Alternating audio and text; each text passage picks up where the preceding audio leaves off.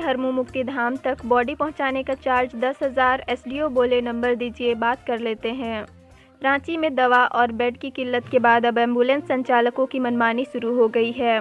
आपदा की इस घड़ी में प्रशासन की आंखों में धूल झोंककर ये मजदूर जनता को ठगने में लगे हैं।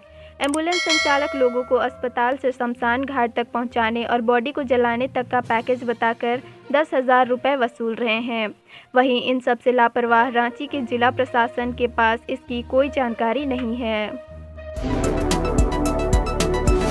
पिछले 24 घंटे में राज्य में मिले 3,198 नए पॉजिटिव, 31 मरीजों की हुई मौत। झारखंड में कड़े प्रतिबंध लगा सकती है सरकार। राज्य में कोरोना संक्रमण ने अब तक के सभी रिकॉर्ड तोड़ दिए हैं।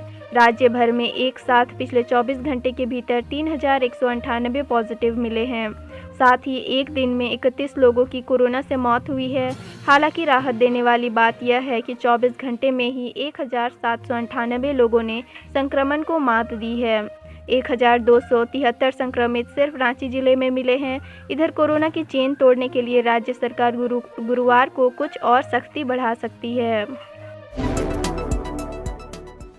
सामान्य एम्बुलेंस को 500 रुपये में 10 किलोमीटर तक मरीज को छोड़ना होगा। ऑक्सीजन सप्लाई के लिए संचालक अलग से नहीं कर सकते चार्ज। राज्य सरकार ने निजी एम्बुलेंस संचालकों द्वारा मरीजों को घर से अस्पताल तथा अस्पताल से घर तक पहुंचाने के लिए भाड़े की दर तय कर दी है।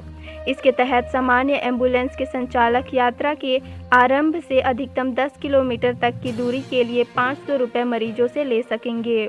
10 किलोमीटर के बाद तय दूरी की गणना प्रति किलोमीटर अधिकतम 12 रुपये की दर से की जाएगी। अज्ञात वाहन की टक्कर से बाइक सवार युवक की मौत। रांची से जमशेदपुर लौटने के दौरान हुआ हादसा। चांडिल थाना क्षेत्र के गिरिधारी होटल स्थित NH 33 पर अज्ञात वाहन की टक्कर से बाइक सवार युवक सोनारी के तिलोभट्टा निवासी राजीव कुमार कुशवाहा की मौत हो गई।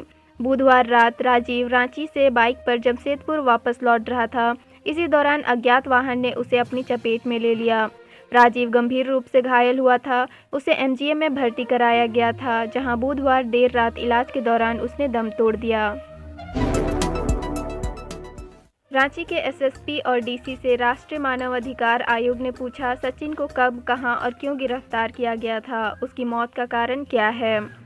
मोटिया मजदूरों की पिटाई से हुई रांची के सचिन वर्मा की मौत का मामला अब राष्ट्रीय मानवाधिकार आयोग दिल्ली के पास पहुंच गया है। आयोग ने इस मामले की तहकीकात भी शुरू कर दी है। इस संबंध में रांची के SSP और DC से 14 सवालों के जवाब मांगे गए हैं। इसकी रिपोर्ट जमा करने के लिए 2 महीने का समय दिया गया है। पेड़ के पत्ते व गन्ने के छिलके से बनेगा ईंधन। धनबाद दिल्ली की टीम प्रोजेक्ट पर काम कर रही है। 76 लाख का मिला फंड। गन्ने के छिलके हों, पेड़ के पत्ते, डाली या फिर हो सूखी घास, IIT धनबाद व IIT दिल्ली के 3 प्राध्यापकों की संयुक्त टीम इससे ईंधन एवं केमिकल बनाने में जुटी है। प्रोजेक्ट को लेकर department of science and technology ने 76 लाख रुपए का फंड दिया है। इससे एक ओर तो सस्ता ईंधन मिल पाएगा, वहीं दूसरी ओर किसानों को पराली जलाने की ज़रूरत नहीं होगी। आज से फिर बदलेगा रांची का मौसम का मिजाज। 18 अप्रैल तक बादल के साथ हल्की बारिश के हैं आसार। रांची के मौसम का मिजाज गुरुवार से एक बार फिर बदलेगा। मौसम विभाग के मुताबिक अगले 3 दिनों तक रांची में आंशिक बादल छाए रहने के साथ हल्के दर्ज की बारिश की भी संभावना है। 18 अप्रैल के बाद आसमान साफ होगा। इस दौरान अधिकतम तापमान में गिरावट के आसार हैं। CBSE 10वीं की परीक्षाएं रद्द, 12वीं की पेपर टले। क्या जैक बोर्ड की परीक्षा भी टलेगी? CM सोरेन ने दिए संकेत। देश में तेजी से पांव पसार रही कोरोना महामारी के मद्देनजर केंद्र सरकार ने बुधवार को केंद्रीय माध्यमिक शिक्षा बोर्ड की 10वीं की परीक्षा रद्द कर दी है, जबकि 12वीं की परीक्षा स्थगित करने का फैसला किया है। इसका प्रभाव देश भर के 21 लाख से अधिक छात्राओं पर पड़ेगा। यह पहला मौका है जब CBSE ने 10वीं की परीक्षा पूरी रद्द की है।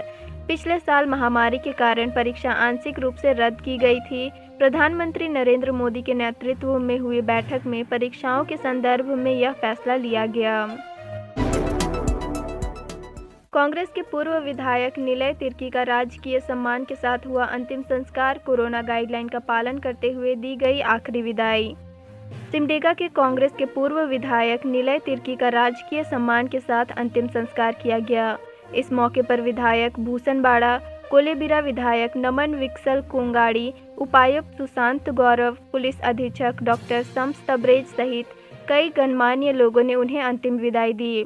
आपको बता दें कि बुधवार को रांची के रिम्स ट्रॉमा सेंटर में उन्होंने अंतिम सांस ली थी। कोरोना संक्रमित होने के कारण कोरोना गाइडलाइन का पालन करते हुए उनका पूरी सुरक्षा के साथ अंतिम संस्कार किया गया। झारखंड में 17 अप्रैल से चलेगा टीकाकरण का विशेष अभियान। 1 मई को श्रमिकों को लगेगा टीका। 4 अप्रैल से 14 अप्रैल तक चले टीकाकरण के विशेष अभियान के बाद अब 17 अप्रैल से टीकाकरण अभियान चलेगा। इसमें 1 मई को श्रमिक दिवस के अवसर पर श्रमिकों के टीकाकरण के लिए विशेष अभियान चलेगा। स्वास्थ्य विभाग के सचिव के सोन ने इस बात पर सभी उपायुक्त को पत्र भेजा है। कोरोना पीड़ितों की मदद के लिए प्रशासन ने जारी किया नंबर, लेकिन ना ही लैब वाले उठाते हैं फ़ोन, ना ही incident commander.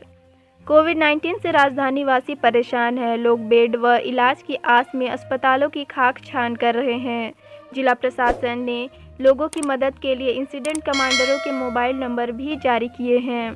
DC Chhavi Ranjan के स्तर पर जारी मोबाइल नंबरों पर संपर्क कर रहे हैं, लेकिन कुछ इंसिडेंट कमांडरों के नंबर को छोड़ दे तो बाकी के नंबर या तो लगते नहीं या फिर कॉल लगने के बाद भी वे रिसीव नहीं करते। बड़कागांव के कोरेडारी में हो रही है बिजली की आंख मिचौनी। कुटीर उद्योग व परीक्षार्थियों की पढ़ाई प्रभावित। बड़कागांव प्रखंड व कोरेडारी प्रखंड में बिजली की आंख मिचौनी जारी है। रामनवमी व रमजान पर्व में भी बड़कागांव प्रखंड के लोगों को नियमित बिजली नहीं मिल रही है। नवरात्र कर रहे भक्तों एवं रोज़ा रख रहे मुस्लिम भाइयों को बिजली नहीं रहने के कारण काफ़ी दिक्कतों का सामना करना पड़ रहा है। इस संबंध में संजय स्वीट्स के दीपक गुप्ता का कहना है कि बड़कागांव प्रखंड में 24 घंटे की जगह आधा या 1 घंटे ही बिजली मिल पाती है। ज्ञात हो कि बड़कागांव प्रखंड में बच्चे व युवा मैट्रिक, इंटर व स्नातक परीक्षा की तैयारी कर रहे हैं। ऐसे में बिजली नहीं रहने से परेशानी होती है।